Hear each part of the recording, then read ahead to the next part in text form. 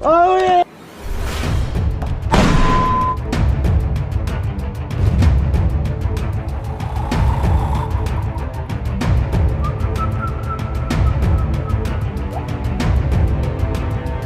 The Ukrainian military on Thursday claimed gains in its counteroffensive against Russian forces on the southeastern front, pushing forward from a newly liberated village in an attempted drive towards the Sea of Azov. The military said it had made progress to the south of Urozhaine, a village a few kilometers from a Russian stronghold at Staromlynivka. Kyiv said on Wednesday it had retaken Urozhaine as it tries to build southward momentum to split Russia's occupying forces in half. In the direction south of Urozhaine, Ukrainian troops had success, military spokesman Andriy Kovaliov said on national television. He gave no more details.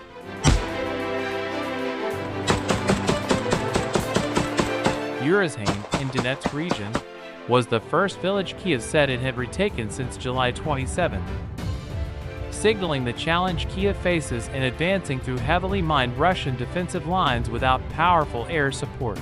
It lies just over 90 kilometers, 55 miles, north of the Sea of Azov and about 100 kilometers, 60 miles, west of Russian-held Donetsk city. Vladimir Rogov, a Russian-installed official in parts of Zaporizhia controlled by Moscow, said Urozhaine and the neighboring village of Staromlynivka were not under Ukrainian control. Rogov, writing on Telegram, said Russian forces had halted a Ukrainian offensive towards the village of Urozhaine in Zaporizhia region to the west of Urozhaine on Thursday morning. Ukraine's Kovaliov also reported fierce fighting in the northeastern Kyiv region and around an eastern village not far from Bakhmut, the city occupied by Russian forces in May after a bloody months-long struggle. The enemy conducted unsuccessful offensive actions in the area of Sinkivka in Kyiv region and Bodanivka in Donetsk. There are serious battles here, he said. In the Bakhmut direction, defensive forces, Ukraine, continue to conduct offensive actions to the south of Bakhmut. On Wednesday, the Ukrainian Interior Ministry released footage depicting troops fighting inside the village of Klishchivka, just south of Bakhmut. Reuters was unable to verify the footage or when it was filmed. The footage showed troops engaged in firefights in and around the village, as well as clearing a basement using grenades.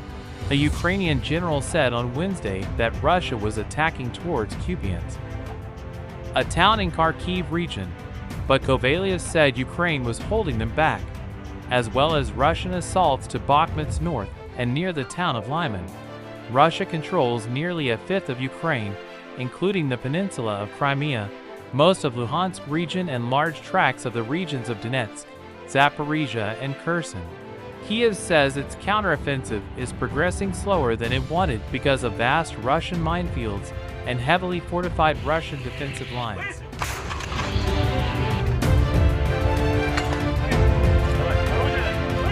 Bakhmut direction. Defense forces advancing. 7 combat clashes in past day.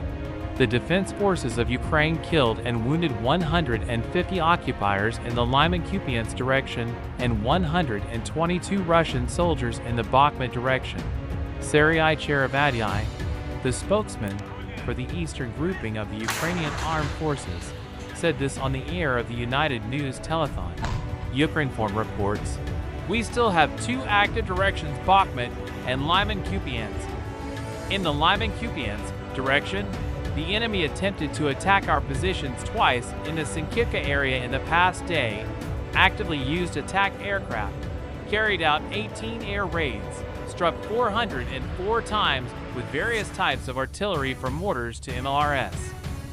While enemy attacks were being repelled, 41 occupiers were eliminated, 109 were wounded, an enemy T-72 tank for IFVs, as well as an assault amphibious vehicle, UMSB howitzer, and an UAV.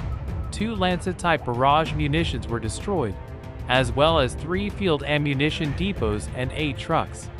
Cherevadyi said, He added that the enemy uses a lot of outdated and repaired equipment in this sector of the front. In the Bakhmut direction, the defense forces continue to hold the initiative. However, the enemy is putting up resistance. The enemy hit our positions with artillery 583 times. In total, there were 7 combat clashes in which 25 occupiers were killed, 97 were wounded. An enemy IFE, a tie-open self-propelled 240mm mortar, 3 self-propelled guns, 2 guns, and 8 field ammunition depots were destroyed. And it should be noted that the defense forces destroy field ammunition depots every day. 3 Zala drones and 1 Orlan 10 drone were also destroyed, Cherevadii said. General Staff: Russian forces conduct unsuccessful offensives in 3 oblasts. Russian forces have attempted to carry out offensives in Kharkiv, Luhansk, and Donetsk oblasts over the last day, the General Staff of the Ukrainian Armed Forces reported on August 17. These included attempts to gain ground in Kupiansk in Kharkiv Oblast and Bakhmut in Donetsk Oblast. Over the course of the day, 24 combat clashes took place, while Russian forces also launched 4 missile attacks and 37 airstrikes. In Kherson Oblast, more than 15 settlements were hit by Russian artillery fire, and more than 20 settlements were hit in Zaporizhia Oblast. Ukrainian forces continue their offensive operations in the directions of Berdyansk and Mariupol. The General Staff at Ukrainian forces also destroyed 2 Russian Ka-52 attack helicopters over the day. By the end of July, British intelligence estimated that Russia has lost around 40 standard Ka-52 helicopters since the full-scale invasion. Earlier in the day, the General Staff reported that Ukrainian forces have successfully advanced south of the recently liberated village of Urozhaine, Donetsk Oblast. Kyiv announced the liberation of Urozhaine the day before.